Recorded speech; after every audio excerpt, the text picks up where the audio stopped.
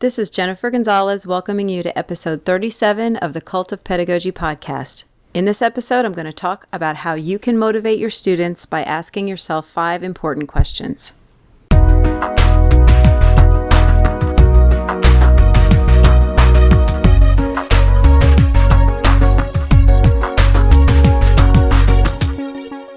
When I ask teachers what their biggest struggles are, one issue comes up on a regular basis: student motivation. You are able to reach many of your students, but others are unreachable. No matter what you try, they have no interest in learning, no interest in doing quality work, and you're out of ideas. So in this episode, we're going to tackle this issue head on. In the blog post associated with this episode, you'll find links to all the resources I mentioned here. Just go to cultofpedagogy.com, click podcast, and go to episode 37. Also, if you're enjoying the podcast, please take a moment to leave me a review on iTunes. This will help let more people know about the show. Thank you. So for a long time, I had no solutions to this problem of student motivation. It was just too complex of a problem. I have had my own unmotivated students, and I never had any magic bullets for them. Still, the issue kept coming up from my readers. So I decided to do some research to find out what the most current studies say about what motivates students. And this is what I found: 5 basic principles. Number 1, students are more motivated academically when they have a positive relationship with their teacher. Number 2, choice is a powerful motivator in most educational contexts.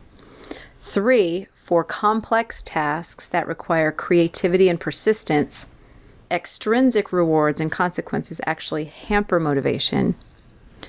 4, to stay motivated to persist at any task, students must believe they can improve in that task. And 5, students are motivated to learn things that have relevance to their lives. Now, all 5 of these are supported by research that's been done primarily in the last 5 to 10 years. It's fairly current research. And what I've done is at the end of the blog post, I'm going to link you to a collection of resources. I have been invited by a new platform called Bloomboard. They invited a bunch of different bloggers to use this platform this month, and it's a content curation site basically where educators can collect resources all on a similar topic, and then you can share those out. It's sort of similar to a board on Pinterest because you're collecting things all in the same topic, but a little bit different. It's a nice site, and a lot of teachers are building new collections there. So I linked to a collection of studies and research summaries that all have to do with student motivation. So if you really want to dig deep into the research, then go over to the post and take a look. Okay, so here's the thing about all that research. It wasn't too terribly hard to find. It seems to me that any teacher with an internet connection and an hour or two should be able to learn everything they need to know about the topic of student motivation. So what I want to know is, where is the disconnect? If we, as a collective group of educators, know what works to motivate students, then why are so many students still unmotivated? When I talk with teachers about the problem, I don't hear much about the research. Instead, we blame technology. We say students are so distracted by their phones. Or we blame the parents. The parents just don't want to be bothered, we say, or they don't want their kids to fail or experience setbacks or take responsibility. Or we make sweeping generalizations like kids today just aren't like they used to be. They act so entitled. Are we passing the buck? Maybe. It's certainly easier to blame outside forces than it is to make big changes in the way we teach. Unfortunately, even if all of the above statements are true, we can't do anything about those things. The only piece we really have control over is what goes on in our own classrooms. So, today we're going to look at our own practice. When we set aside all the outside factors and just focus in on our time with students, how are we doing? How much alignment is there between our own instructional moves and the research on student motivation? I have put together a list of 5 questions we can ask ourselves to see if we really are doing everything we could to boost student motivation. To keep me from getting too preachy, I am going to do the exercise with you, reflecting on the years when I was a classroom teacher with middle school students. Okay, let's go. here are the questions. The first question is, how is your relationship with your students, really?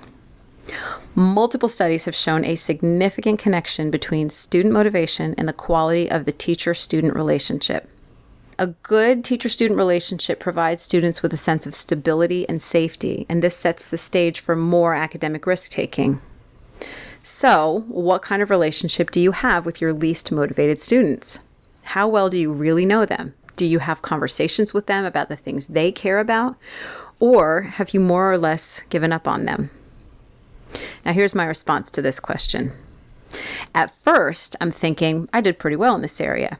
I taught English language arts, my students kept journals, so I actually got to know them pretty well.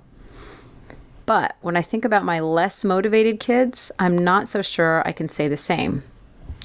The connection I had to Andre, one of my 7th graders, consisted entirely of me getting him to make up missed work. It was all we talked about. The missing work, why he wasn't turning it in, how important this stuff was for his future. When Andre saw me coming, he probably just saw a looming cloud of nag. We never really talked about the stuff that mattered to him. Okay, so I know I could do better. And depending on your answer, maybe you could do better here too. So here are some suggestions for how we could improve in this area if some reflection is making you think, maybe I could improve on my relationships with my students. I've got a couple of resources that I could recommend. First off, just being aware of the value of relationships, not just for satisfaction and everybody being happy, but for actual academic progress is a really important first step. Just knowing that it's actually important. From there, you could take more active steps.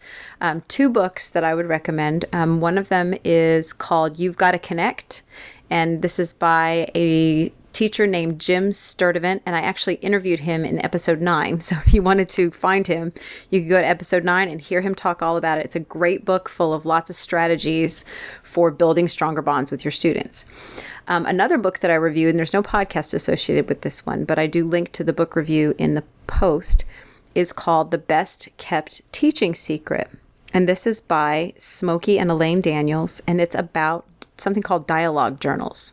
And this is a topic I want to do more investigating on because I think there's a lot to these dialogue journals. Dialogue journals are basically, they're journals that you keep back and forth with your students. You go back and forth with them, but they can be used in any subject area. And these are actually a tool that you can use not only to get to know your students personally, but also academically. So that's another resource is this book.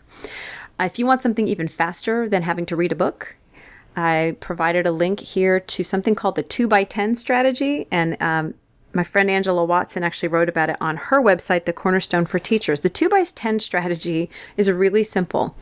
You choose a student who is problematic for you in some way, whether they are a discipline problem or in this case, they would be somebody who is just not very motivated in school.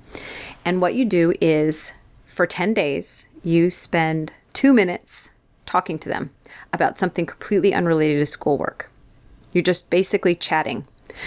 And what research is finding, and also not just regular research, but just teacher practitioners are saying or reporting that this is nothing short of miraculous in terms of turning a kid around. Because what you're doing is you're building a relationship with them. And so there's more detail to that, and there's a link to the post in the post. So if you want to learn a little bit more about that, do it, because it's turning kids who are a problem into outstanding, committed students.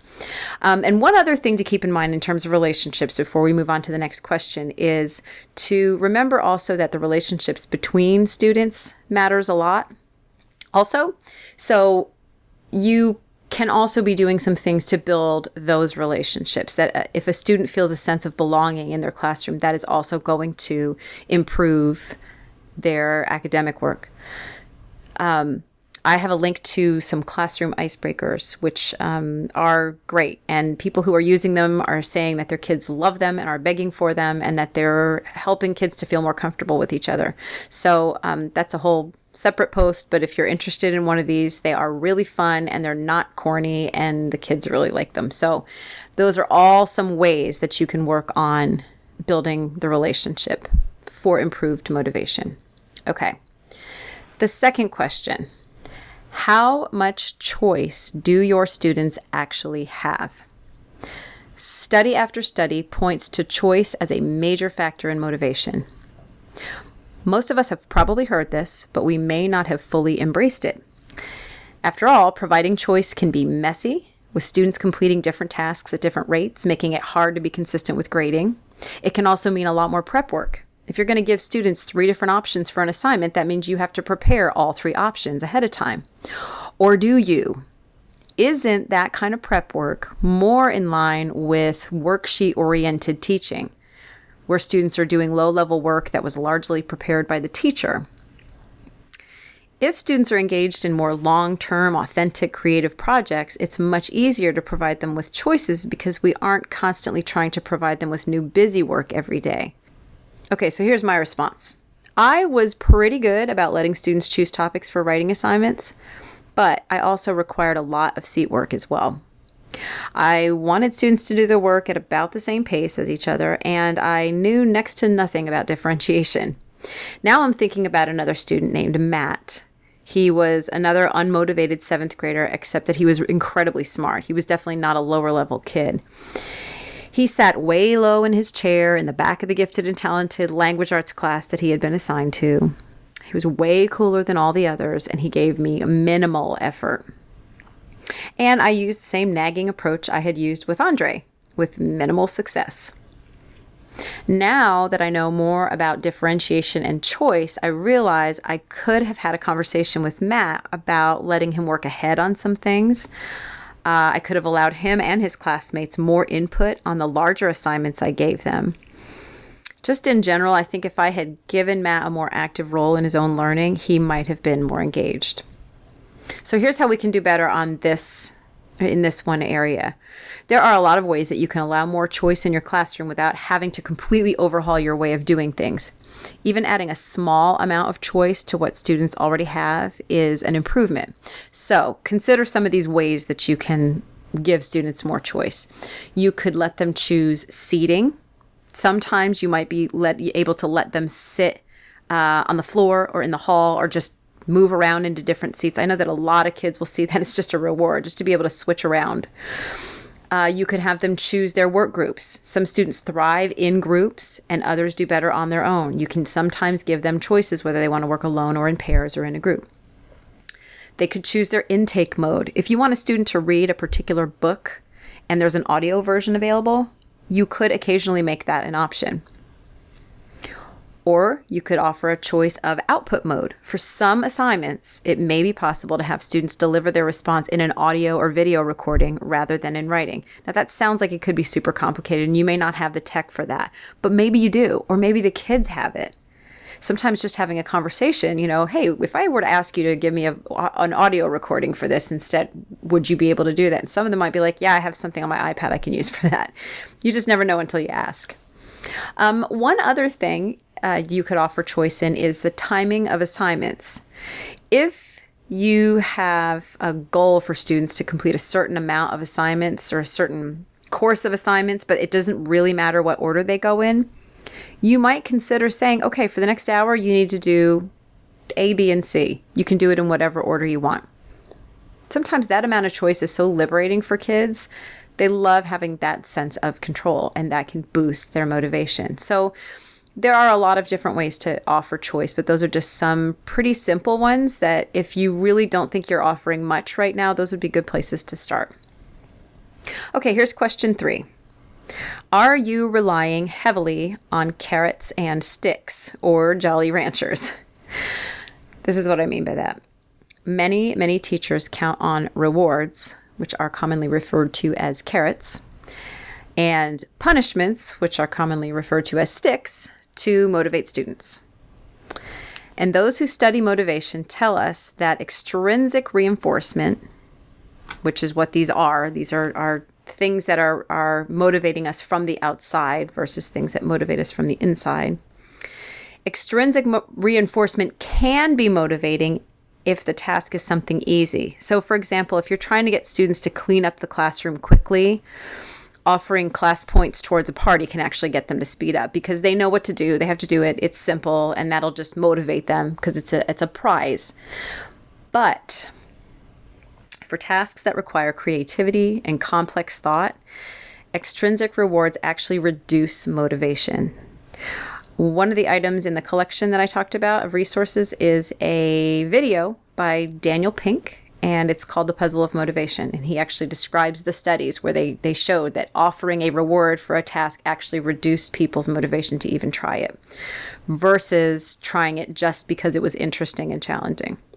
Okay, so here's the question to ask yourself. In your class, how much of your motivational approach is extrinsic? How often do you use grades, treats, privileges, punishments to prod students into doing something they don't really want to do, something they have no real interest in? If extrinsic reinforcement is your primary approach, you may actually be killing off any natural motivation students might have otherwise had. Here's how I score myself on this one. Pretty low. As a teacher, my classroom management was a mess until I learned how to control students with names on the board and extra credit, whole class rewards for good behavior, and the ever reliable bag of Jolly Ranchers. I did those things because they worked. But there's a difference between getting kids to do what you want and truly, deeply motivating them. And so, to me, this explains why, even though I could basically get kids to do what I wanted, I still had those unmotivated students. See, the thing is, with your high-achieving kids, they are going to do whatever it takes to get the grade. Whatever it takes, some of them.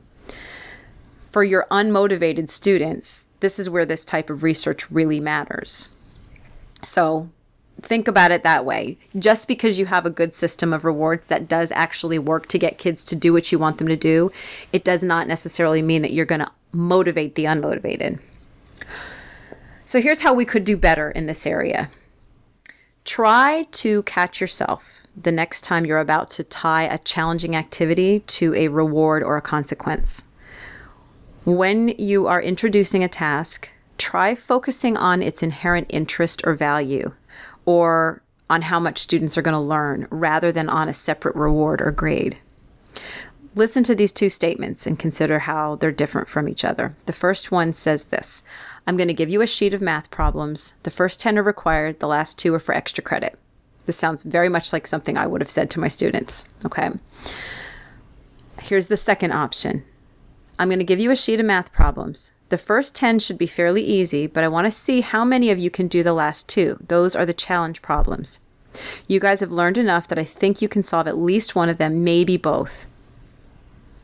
Now, I feel like the second one is a lot more motivating to their sense of sort of just challenge, of just, I want to see if I can actually do this thing. If you have a tendency to go for the first option, you're going for the easy win, the extrinsic reinforcement, and lots of us do this. Now, if you're finding that this doesn't do much to motivate your underperforming students, try moving more toward the second option and see if anything changes. Okay, here's question 4. Do your words contribute to a growth mindset or a fixed mindset? What could be wrong with saying, "You're so smart"? It's nice, right? It boosts their confidence, no? Well, it's more complicated than that. Students are motivated to persist at a challenging task when they believe they can get better at it. That requires them to have a growth mindset, a belief that their intelligence and abilities can be developed with effort. Teachers can have an impact on this mindset with the things we say to students. So when we say, "You're so smart," "You have natural math ability," or "You are a great writer," we are telling the student it's their natural ability that got them where they are. We are contributing to a fixed mindset, and that's not motivating. Here is how I did on that one. When I was in the classroom, I knew nothing about growth mindset. I thought kids would feel great if I told them they were smart or talented. I can remember a conversation with Janae, a student who commanded the attention of her peers with ease, but got into trouble a lot and did poorly in school. I remember pulling her aside and telling her that I thought she had strong leadership qualities and that if she could just get her grades up, she had a bright future ahead of her.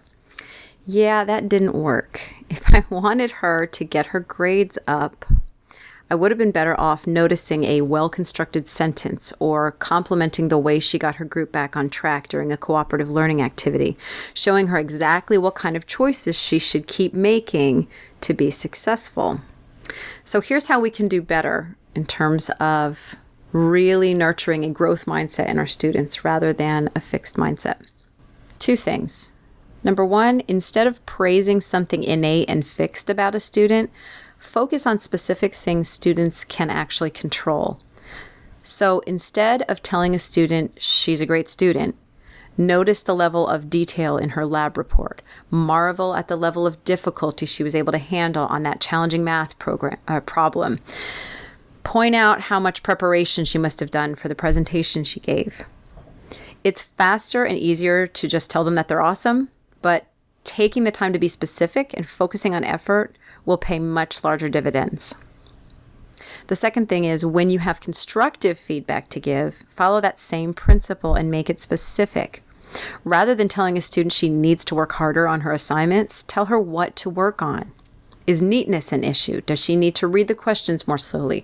Is she doing the advanced math right but messing up with the basic addition and subtraction? If a student knows what to work on, she will be far more motivated to do that work.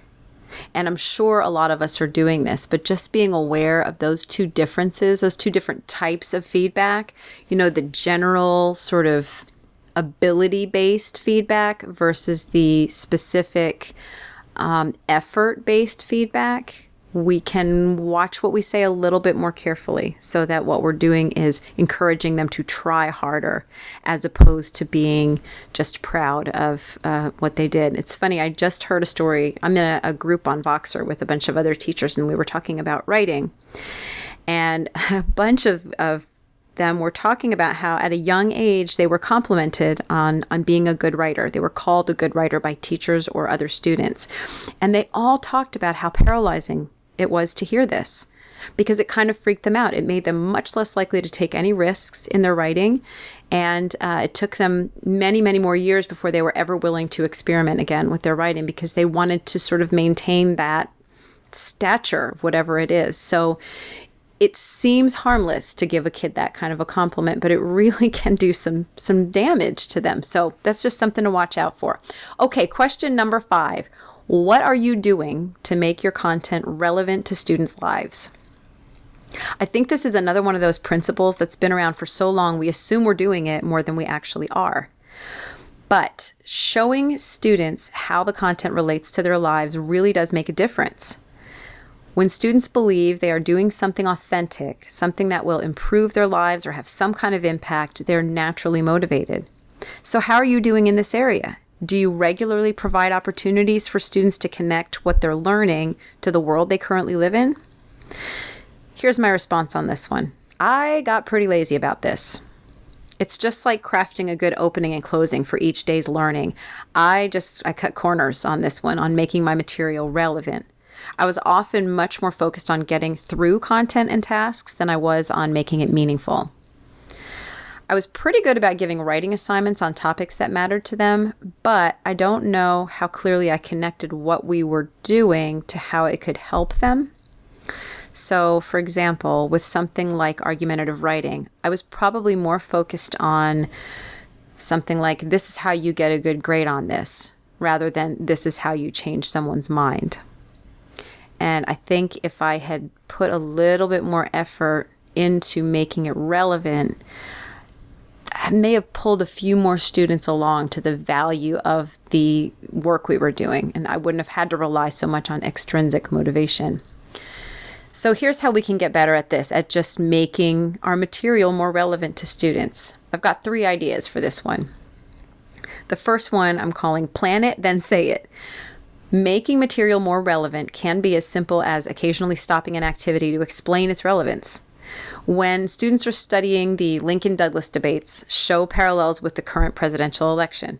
When you're studying bacteria, talk about all the places bacteria hang out in students' daily lives. Making these kinds of connections is a natural practice for many teachers, but if you're like me, you might forget to add these connections into a lesson. So just add them into your lesson plan. Just literally write down a few connections you plan to make sometime during a class period, and then check your plans before class is over to make sure you did it. The second thing you can do to get better at boosting the relevance of your material is to add in more reflection. Even if you ask students to think about how course material connects to their lives, it can make a difference.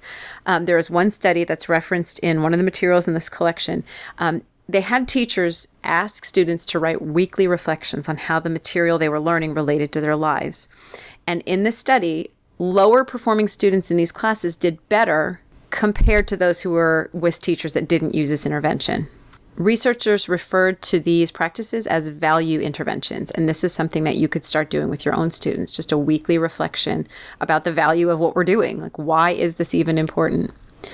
The third thing that you can do, and this is not as much of a quick fix as the other two, is to design tasks that end with a public product.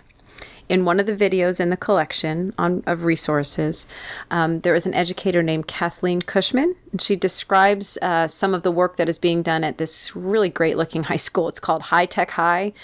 It is a school, it's actually a chain of schools in Southern California, but their curriculum is largely project-based learning stuff. So in other words, students are sort of continually working on projects. And most of their projects end in an authentic public product. So they have to complete a video or a live presentation, a community service project, a website, something that will be consumed by people outside of their own classroom. Doing this, having this public audience, naturally motivates students to work harder on a task. So look at your curriculum and see if you can find more ways to build assignments around real public products. Okay, so those are the 5 questions. I'm going to just review them really quickly in case you've forgotten them. The first one is, how is your relationship with your students? Number 2, how much choice do your students actually have?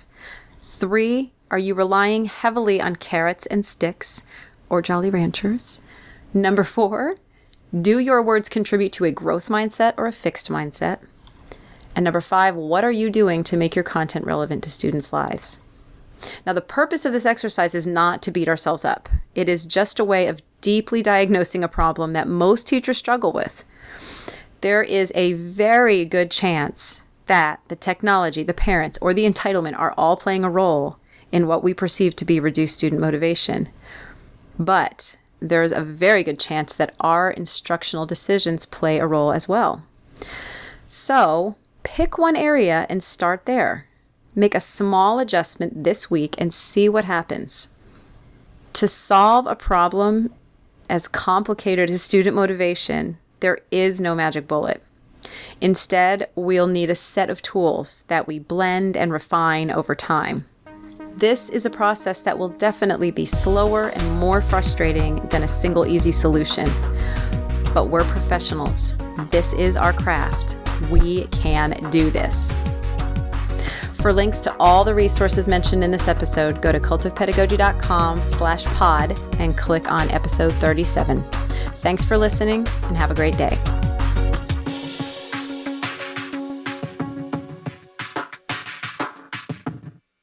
This podcast is a proud member of the Education Podcast Network.